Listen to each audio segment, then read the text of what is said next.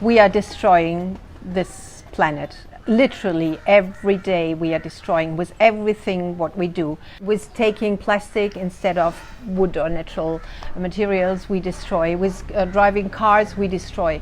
So everybody who's living a normal life is participating in destroying this planet.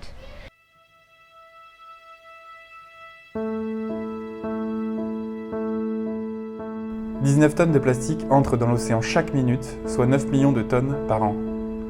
99% des animaux marins auront ingéré du plastique d'ici 2050. Nous produisons plus de 300 millions de tonnes de plastique chaque année dans le monde, et plus de la moitié est utilisée dans l'agroalimentaire pour l'emballage des aliments. Nous sommes partis à la rencontre d'associations qui se battent contre la pollution plastique et la détérioration de leur environnement. Elles mettent en place des solutions durables lorsque le gouvernement reste inactif, comme la collecte des déchets ou la sensibilisation de la population. À ce stade de notre voyage, nous n'imaginions pas l'ampleur de leur réseau et la nécessité de leurs actions auprès des populations d'Asie du Sud-Est. Dès notre arrivée, nous avons réalisé à quel point les déchets sont un véritable fléau et qu'il est urgent d'agir.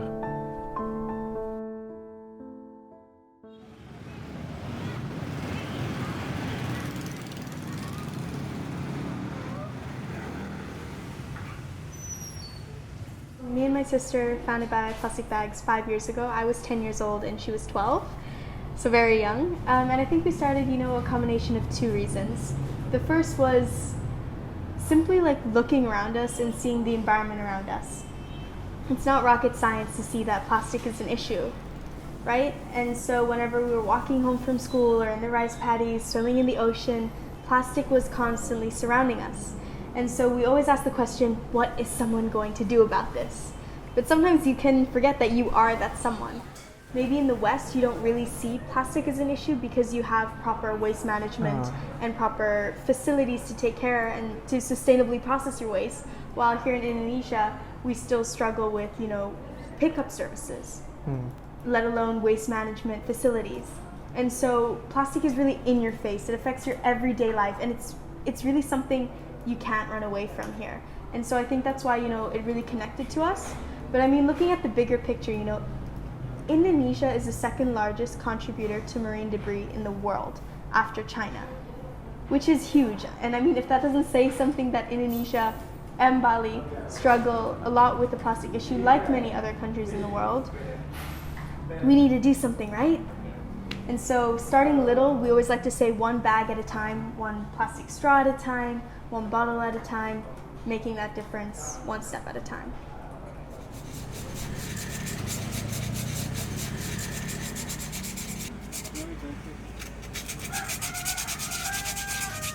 Bali has a huge refuse problem. There is no services provided by the local government. Charlotte saw that there was an urgent need for a garbage collection, so she created the foundation to provide services for the local people. There's up to 500 bins along the coast, servicing 700 families, wurungs, and a number of wurungs that collect the sachets, and then they're washed out and they're taken to Gilimanuk over on the west coast, and where they're made into strips and then woven into bags, wallets, purses, garbage bins, all sorts of different innovative things. Charlotte first started this foundation. There were only 2 people making these products. Now she is employing 14 people, so that's pretty fantastic.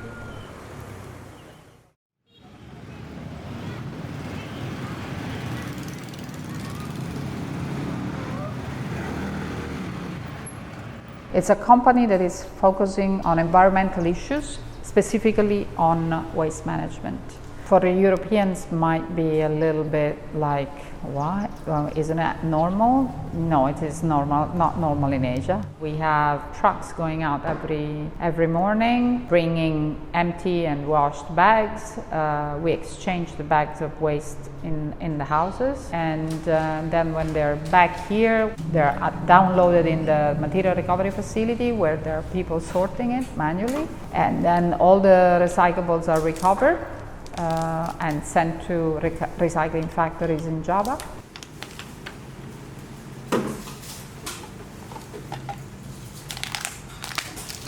Looking at the garbage issue, it's so complex that there's not one solution to solve it, right? And so I think if you think about it, there's a short-term solution and a long-term solution. The short-term would be sort of turning the tap off on the production and on the usage of single-use plastics. That plastic bag, bottle, straw, chip packet, really like the things you only use once. Asking yourself, do I really need that plastic item? And I think the long-term solution is really setting in place a proper waste pickup service, separation and management, as well as setting up a compost system and really having the proper facilities to sustainably process our waste. We can change the way we do things, one person at a time.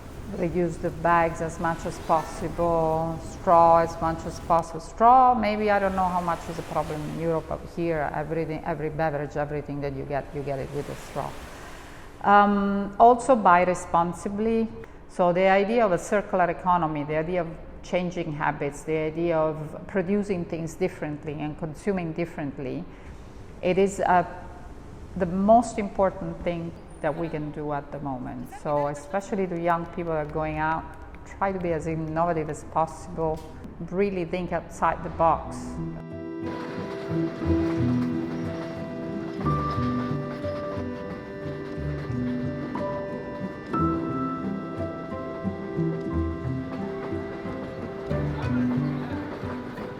We always say if people don't know about a problem, how can we expect them to come up with the solutions?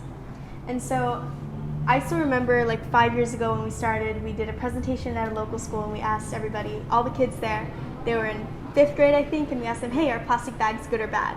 And all the kids, they raised their hand and say, ooh, I know, plastic bags are good. I go to the store, I buy whatever I buy, I get the plastic bag for free, it's easy to carry, I go home, I empty out my stuff, I burn the plastic bag, and it's gone. It's not my problem anymore. And so, that really for us, we had to go back to square one with our team saying, wow, okay, how do we go about this? How do we tackle the whole education system? Because, all of us still being in school, we realize that education has a huge influence over us growing up. And so if you're taught at a young age not to use a plastic bag, to turn off the lights when you leave the room, that's obviously what you're going to grow up doing. And so education is definitely for us really the key to change. It's the way that you can raise an entire generation of change makers. Yeah, it starts to develop, there are a lot of beautiful traditional village, but with a lot of potential, a lot of energy, a lot of tradition, strong tradition. But slowly those places are fading away because the young people left and the old people are slowly sort of being influenced by the new life. We have a lot of friends who once came to this place and learned something here. They moved to their own place, they developed their own place. So, it's not as much as we can hope for, but it's happening. If you look at situation in the individual perspective, there is a lot of optimism. But sometimes if you look at it in the structural sort of society perspective, you doubt it whether whether they sometimes you be quite pessimistic about the situation.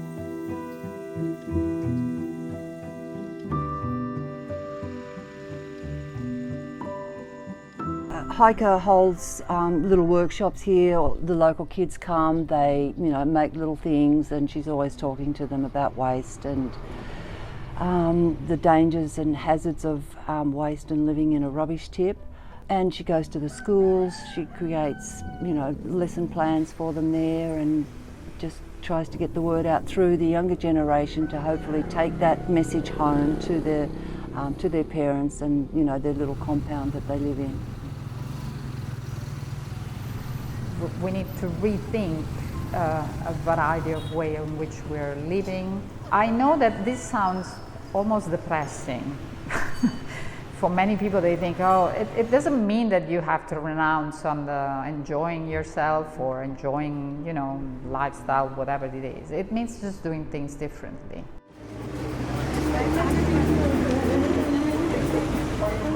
Trust us, we know looking at these huge issues, it can sometimes be overwhelming, right? You're thinking, hey, what's one person gonna make a difference? But it does, right? Really starting with yourself, finding that one thing that you're passionate about. For us, it's the environment, it's plastic bags, but for you, human rights, gender equality, climate change, protecting your oceans, whatever it is, go out there and do it. And definitely find your support system and your team to support you along the way. Because we wouldn't be anywhere where we are without our team.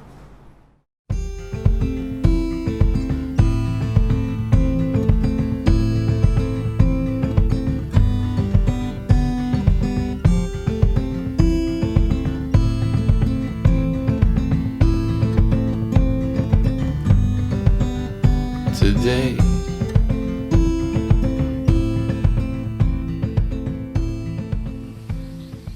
I wanted to show that you can do something and you can live in a way without television, without this consuming machine, and a way of life which is very beautiful, very relaxing, which makes people happy. They come to our garden and they say, oh, it looks like chaos. And then we start to explain, and then you can see we had really interesting people, especially young people, who said, oh, but this really makes sense. I think the easiest to explain is that you just plant plants next to each other which support each other. So some plants put nitrogen in the floor, others needs it, so you just look where to plant what.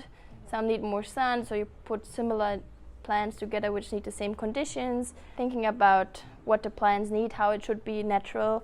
There are like some climbing plants which obviously you should just plant next to a big tree and not building a fence or something which is not natural. So it's that day and the nature can just be normal again, and just at the end you don't have to do much. When you establish a permaculture garden, it will work with their own, yeah.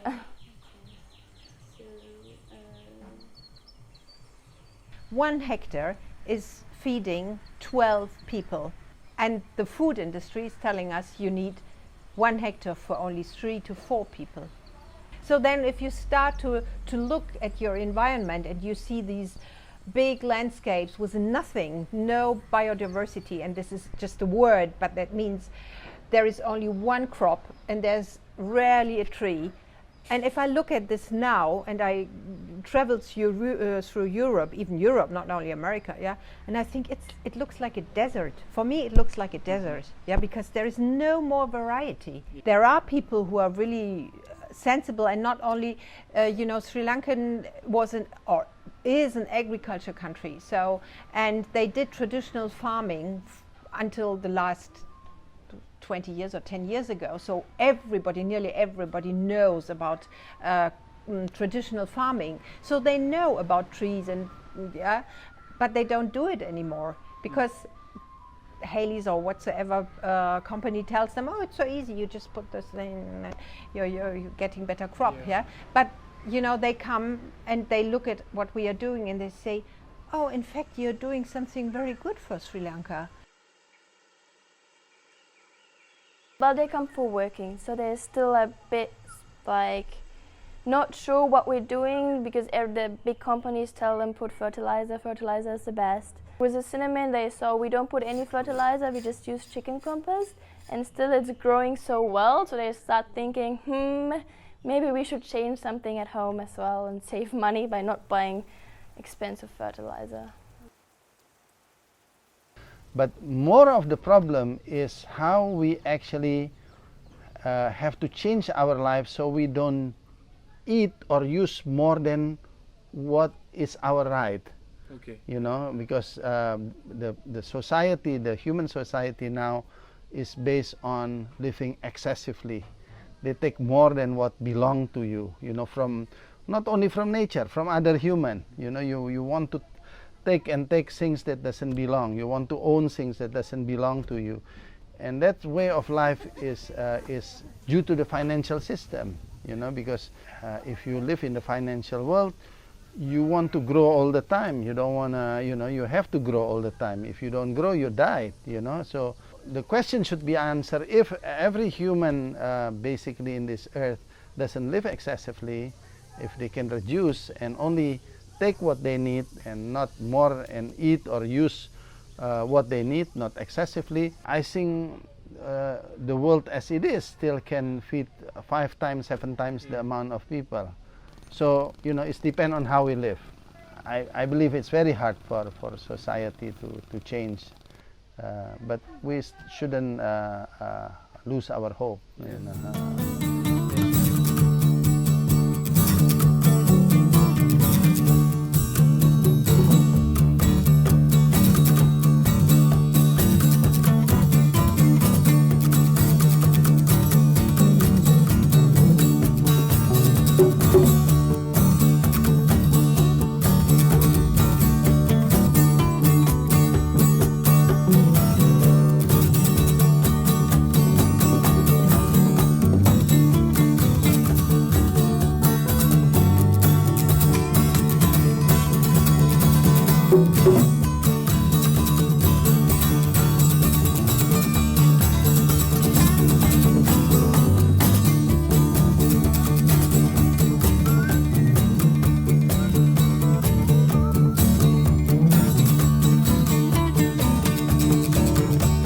Darling, it's been a long, long, lonely winter.